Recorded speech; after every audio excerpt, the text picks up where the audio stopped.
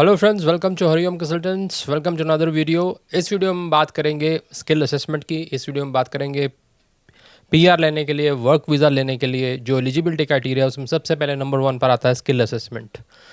तो what is skill assessment, how it can be done, और इसके किस तरह से हम जो केसेस मिलते हैं जिसमें गलत स्किल असेसमेंट होता है तो वो आपको कैसे अफेक्ट करता है, और आपको कैसे किस तरह से सही जगह से स्किल असेसमेंट सही टाइम पे कराना चाहिए so that you become eligible for these streams. Work visa stream हो गई, डायरेक्ट पीआर हो गया, अल्टीमेटली सेटलमेंट इन ऑस्ट्रेलिया। तो एक बहुत ही इंपॉर्टेंट वीडियो है, पूरा वीडियो एंड तक ज़रूर देखें। और इस वीडियो के बाद डेफिनेटली यू विल नो कि what is skill assessment, work visa के लिए कैसे अप्लाई किया जाता है, क्या क्या चीज़ की रिक्वायरमेंट है। तो स्टार्ट करते हैं आज का वीडियो।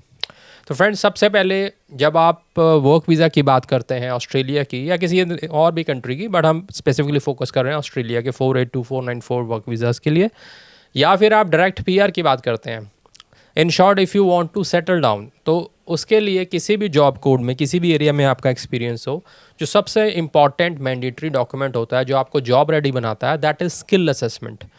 अब काफ़ी लोगों को ये नहीं मालूम है। लोग पूछते हैं आपके पास एम्प्लॉयर्स हैं, फिर हम उनको बताते हैं तो वो पूछते हैं फिर कैसे अप्लाई करें, फिर रिस्पॉन्स नहीं आता, तो वो कैसे आएगा। जो भी जॉब है उसकी स्किल लिस्ट में हर एक जॉब, पर्टिकुलर जॉब, चाहे आप इंजीनियर हैं, चाहे आप मैनेजर हैं, वट एवर द आप अकाउंटेंट हैं, whatever the field is, हर एक फील्ड का उन्होंने डिसाइड किया हुआ है कि ये एजेंसी स्किल असेसमेंट करेगी। और again job codes, position, roles, ये सब स्पेसिफिकली कैटेगराइज किए गए हैं कि ये इधर से होना है, ये इधर से होना है, ये इसका ये कोड है, ये इसका ये कोड है। अगर आपने कई ऐसे ब्रॉड कैटेगरीज भी हैं, तो आपने किसी और रोल के लिए कोड के अंदर असेसमेंट करा लिया और जॉब कुछ और है, देन यू आर एलिजिबल। आपने खर्चा भी किया, टाइम भी लगाया, तब भी आपकी मेहनत बेकार गई। कई बार ऐसा होता है कि जिसको नहीं मालूम है आपकी क्वालिफिकेशन के हिसाब से किसी और एजेंसी से असेसमेंट करवा देता है, आपका नेगेटिव असेसमेंट आ जाता है। What is that? Time wastage, wastage of money. ठीक है। कई बार ऐसा होता है कि एजेंसी सही है लेकिन आपका जॉब कोड जिसके लिए असेसमेंट कराए वो ठीक नहीं होता। तो ये skill assessment is the first step and it is very important.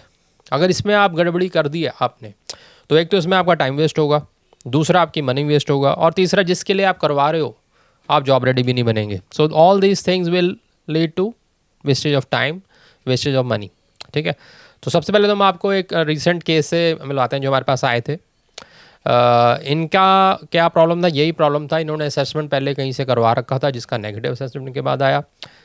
तो रीज़न क्या था कि इन्होंने मतलब इन एक्सपीरियंस हैंड्स के लिए जो कुछ भी के लिए कि ढंग से इनके डॉक्यूमेंट्स, इनका सीवी, इनका एक्सपीरियंस पहले असेसमेंट नहीं की गई, तो जहाँ से भी इन्होंने असेसमेंट कराई उसका नेगेटिव इनके पास आउटकम आ गया। So he came with that outcome on zoom meeting with us. फिर हमने डिस्कस किया, इनका जॉब रोल समझा। हालांकि इनका घर का ही बिज़नेस था, ये भी एक बहुत इंपॉर्टेंट एस्पेक्ट है कि अगर आपने बाहर के लिए स्पॉन्सरशिप लेनी है और आपका घर का ही बिज़नेस है और उसका एक्सपीरियंस दिखाना है एंड देन असेसमेंट भी पॉजिटिव कराना है, तो किस तरह से होगा। इनका यही केस था। इनका फैमिली बिज़नेस था, फैमिली बिज़नेस में ये काम कर रहे थे, एज ए मैनेजर काम कर रहे थे। तो वो हमने किस तरह से आपको डॉक्यूमेंटेशन रखनी है, किस तरह से आपका सारा कुछ होगा, वो इनको समझाया, इनका एनालिसिस किया और करेक्ट कोड के अंडर इनका असेसमेंट करवाया और इनका पॉजिटिव असेसमेंट आ गया। तो कुछ वर्ड्स इनके खुद के वर्ड से आप सुने एंड देन मैं हम कंटिन्यू करते हैं। Hi everyone, my name is Sandeep Singh and I would like to share my skill assessment journey with you guys. For a long time, I was trying to get my skill assessment done, but the lack of guidance and communication from my previous agents costed me multiple negative outcomes. In fact, they told me that I should stop applying further because I won't be getting positive assessments anymore. That was actually very demotivating for me, but I came across Hariom Consultants. Sir guided me really well. He actually studied my documents well and told me that I was clearly eligible and my documents are good.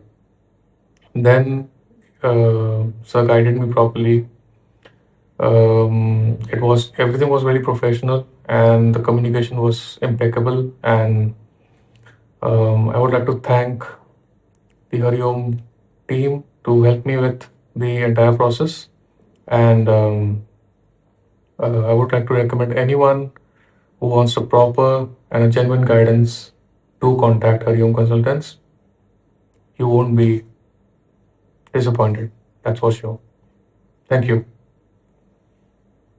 इनको भी हमने ऐसे suggest किया था तो इनका positive outcome आया, because ये फर्स्ट स्टेप है. जब तक आपका पॉजिटिव आउटकम नहीं आएगा उसके बाद आगे कहानी चलनी है. इसके बाद इंग्लिश टेस्ट होता है, उसके बाद फिर EOI आता है. तो ये सारे स्टेप्स जो आप लगाते हैं तो आप डायरेक्ट PR के लिए भी अप्लाई कर पाते हैं और एम्प्लॉयर्स के लिए भी अप्लाई कर पाते हैं. ठीक है, तो skill assessment is the soul, I will say, to move further on the pathway of Australian settlement. तो इसको बड़े ध्यान से लीजिए. तो इस वीडियो में ऑल अबाउट स्किल असेसमेंट हमने बात की. नेक्स्ट वीडियो में हम नेक्स्ट स्टेप्स के बारे में डिटेल में बात करेंगे. If you want detail video on that please write A comment on comment box. तो होप आपको वीडियो अच्छा लगा हो, लाइक शेयर ज़रूर करें. और अगर आप किसी भी एरिया में काम कर रहे हैं और जानना चाहते हैं कि असेसमेंट कैसे होना है तो जूम मीटिंग बुक कीजिए. आपके सामने नंबर फ्लैश हो रहा है. Thank you very much. Bye bye.